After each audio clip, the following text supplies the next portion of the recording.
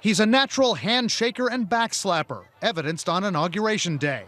That common touch, combined with decades of experience in the Senate, an impressive portfolio as vice president, and some recent subtle political moves, have analysts talking about a potential Joe Biden presidential run in 2016. He is reaching out. He's keeping in contact with key Democrats in states such as Iowa, South Carolina, and New Hampshire. That is critical because if he does decide to run in 2016, that's the support he is going to need. He's also about to head to China, Japan, and South Korea for key strategic talks.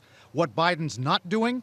Fundraising. That would be poor political form this early in President Obama's second term and before the midterm elections. Analysts say there are two other things Biden hasn't done that may help him. He was sidelined by Senate Majority Leader Harry Reid during stalemated talks over the government shutdown and debt ceiling.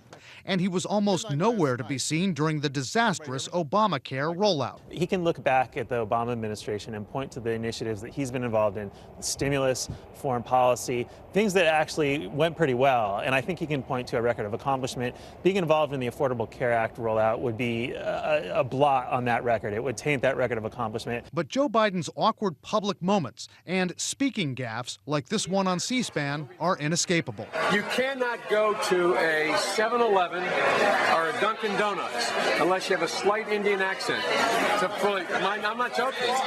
Then there's the most obvious impediment to a successful bid from Joe Biden, or just about any other Democrat, a potential Hillary Clinton run. She's 51 points ahead of Biden, who's in second place in the latest CNN ORC poll of potential candidates. Is the only way he can win in 2016 if she doesn't run? Is that the only way he can win? Look, at this moment in time, if Hillary Clinton runs, nobody can win. She is clearly the front runner. She will be the Democratic presidential nominee.